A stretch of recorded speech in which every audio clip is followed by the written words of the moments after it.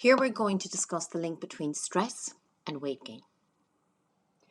The body responds to all stressors equally, and it has two ways in which it responds to stress. The first one is through your endocrine system, which is your hormone system.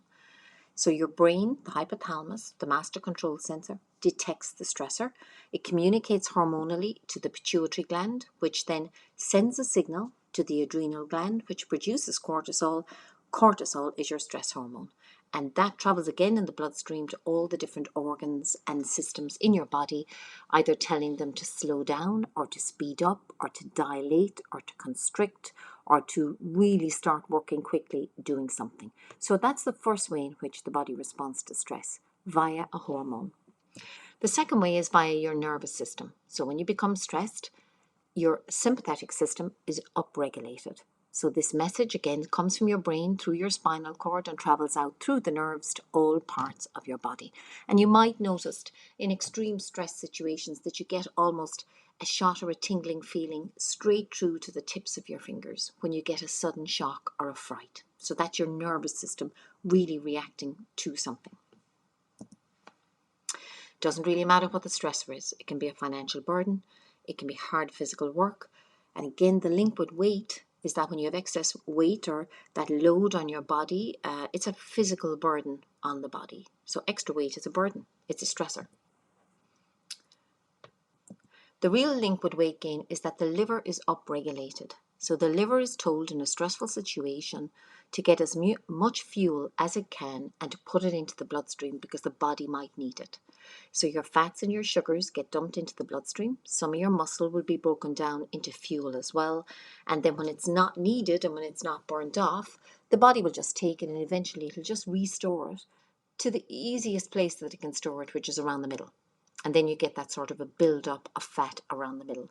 Over time, as we age, that can become resistant to insulin. And there is the link with insulin resistance, pre-diabetes, type 2 diabetes, and stress, and weight gain around the middle. Other organs like the kidney, they can retain water, and that can push up your blood pressure. Other organs like digestion will slow, and that can actually cause fermentation, and again, it can be linked with the likes of ulcers and acid reflux. During a stressful period, the immune cells are told to be quiet so that the body can cope with whatever it has to cope with. But of course, when the stressor goes away, the immune system is switched back on and it can overreact and the person can come down with a cold or a flu. Now, the stress response is learned, so really it can be unlearned. And you will find that as people get older, and if they're not managing stress very well in their life, as the stressor continues, there's a faster reaction to it. So all of a sudden you can go from I'm absolutely fine to really, really ramped up within a very short period of time. So there's the four big things with long-term stress. That's what they do. That's the link with fat around the middle. And that's the link with prediabetes and type 2 diabetes and ulcers. The behavioral effects are very obvious, and they're really signs to look out for if you have clients, if you have friends, if you have family. Short-term stress is good. It's what gets you out of bed in the morning. It's what gets a job done. So we need stress sometimes. We need that little bit of push. It's the long-term stress that's the killer. Long-term stress can trigger a disease. Symptoms to look out for. So what we discussed, central weight gain, also low mood, increased irritability, frequent colds and flus, poor memory and concentration, increased fears and anxiety. As time goes on, a decreased tolerance of everything and everybody around you, more effort just to do simple jobs every day. Little things to notice is dizzy on standing, retention of fluid, excessively thirsty, salt cravings.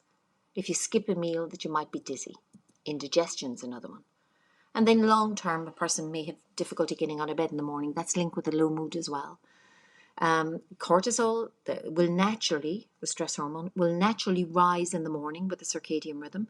And from midday to about 3 o'clock, it begins to tail off, and then melatonin kicks in, getting ready to take you into sleep at nighttime. That's called the circadian rhythm. So that slump at 3 p.m. in the afternoon can come, when a person has been stressed long term, using up a lot of cortisol.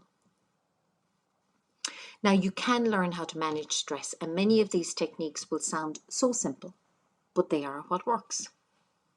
So you want a circuit breaker. Now that you know that it's an endocrine response and it's a nervous system response, look at that yellow arrow on that hormonal graph. You want to stop the system from reacting to the nervous system and to the hormone. So breathing techniques, I should say, is a really good way of stopping that whole sort of reaction from taking off. And there's lots that you can learn from various apps and internet on breathing techniques and yoga. You can take classes in stress management and meditation. Linked with that is that if you're sitting at home and you're ruminating over something, that's allowing everything to kick off, that chain reaction. Whereas if you leave the house and go for a walk, that regulates your breathing for you. And it also sort of gives you an element of perspective. The same as if you're sitting down and you're talking to somebody.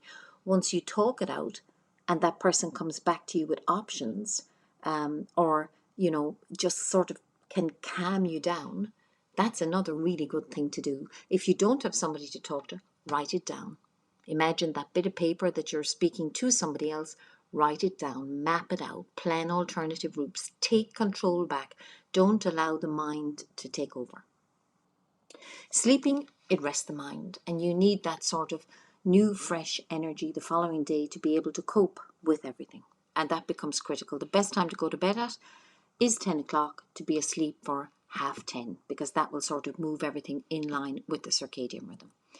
And then finally, if you are going through a particularly tough time, the supplements that I would advise to take at that time would be a B complex and a magnesium supplement. Thank you for listening.